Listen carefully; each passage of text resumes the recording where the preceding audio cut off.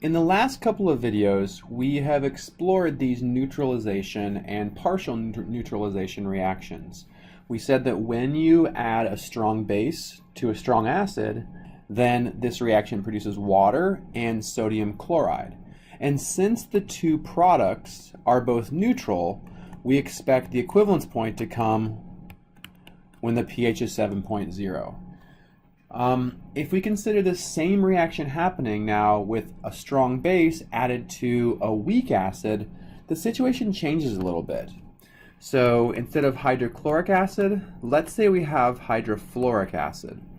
So we have hydrofluoric acid reacting with the sodium hydroxide, and we still have a strong base, so this is still a stoichiometric conversion. In this case, we convert it to water, just like before, but now we produce sodium fluoride. And hopefully you recognize sodium fluoride breaks apart into a sodium cation and a fluoride anion, and fluoride is basic. Right? So at the equivalence point, we have added the same amount of sodium hydroxide as we started with hydrofluoric acid. So the moles of hydroxide added are equal to the moles of hydrofluoric acid. But at the equivalence point, we've created a base. So this solution would be basic. Okay? And let's go ahead and figure out what that pH would be for an example problem here. All right, so let's say that we're starting off with, I'm going to go ahead and scroll up here. Let's say that we have a 1 liter solution of 0.1 molar hydrofluoric acid. And we are adding 1 molar sodium hydroxide. Okay? So I'm going to erase this so we have a little bit of room to work. Okay, so we're going to go ahead and set up our ice table. And remember, this is a stoichiometry problem. So we're going to have stoichiometric conversion, so we want to use moles here. All right, so our question is what is the pH at the equivalence point? Okay, and hopefully you remember an equivalence point is when the moles of hydroxide are equal to the moles of hydrofluoric acid. So we first need to figure out how many moles of hydrofluoric acid we have. So we have 1 liter, it's 0.1 mole per liter. So we have 0.1 mole of HF. Okay, so our original here is 0.1 mole. The amount of sodium hydroxide added is also going to be 0.1 mole because this is the equivalence point. So we don't have any over here. So these values are equivalent, so we don't really have a limiting reactant,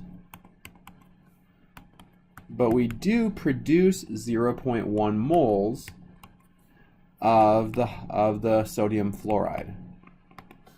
Okay, so after this reaction is finished, we have produced 0.1 moles of sodium fluoride. And this sodium fluoride is a base. So it's going to further undergo reactions where we have fluoride reacting with water to produce hydrofluoric acid and hydroxide. Right? So this is a base dissociation reaction where, just like we've seen before. Okay, so we are able to calculate the pH of a solution that has a weak base. We've done this before. We know that we need to do this by setting up an ice table and figuring out the Kb for this reaction.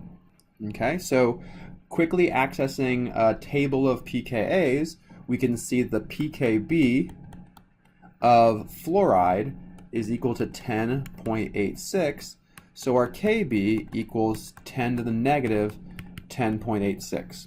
So good news, this value is less than 10 to the minus 7th, so we're going to be able to use the mathematical shortcut to calculate our pH.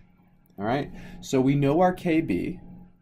The next thing we need to do is figure out the concentration of fluoride. We know we started with 0.1 molar, but remember, during this reaction, we've added some sodium hydroxide. So we've diluted our fluoride solution, so we need to figure out what volume the 0.1 moles are dissolved in. Okay, so we start with 1 liter of the hydrofluoric acid. So we start with 1 liter. We want to figure out what volume of sodium hydroxide we added. So plus this volume of sodium hydroxide. Okay, we can do this pretty easily. We know that we added 0.1 moles of sodium hydroxide, right? So we added 0.1 moles of hydroxide, and we know that its concentration is 1 molar. This is 1 mole per liter. So we've added 0.1 liters of sodium hydroxide.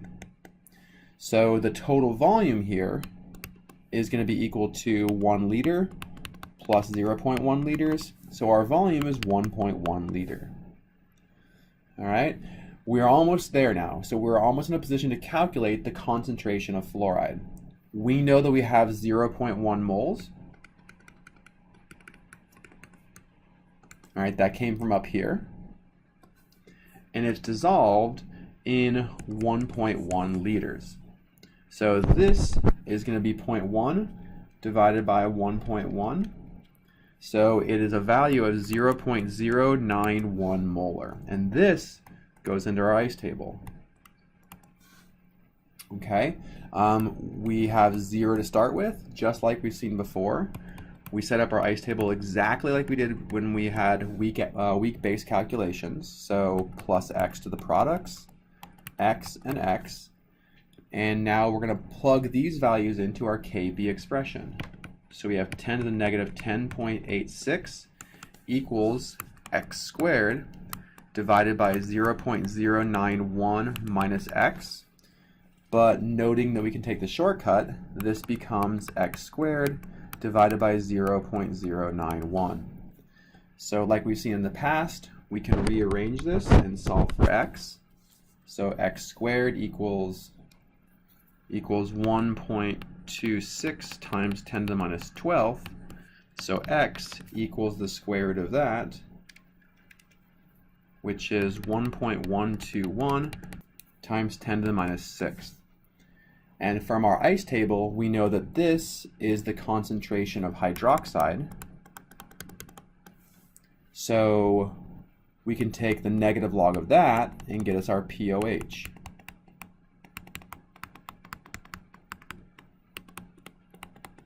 The pOH equals 5.95, so our pH is 14 minus that, which is 8.05. Okay, so we've proven that this is a basic pH, and I recognize there's a lot of steps in this problem, but the most important take-home message is to recognize that when you start with a weak acid, at the equivalence point, the pH is going to be basic because we've produced a weak base. Okay, and once you've done that, really the only extra step that we have is calculating the total volume because of the dilution by adding sodium hydroxide.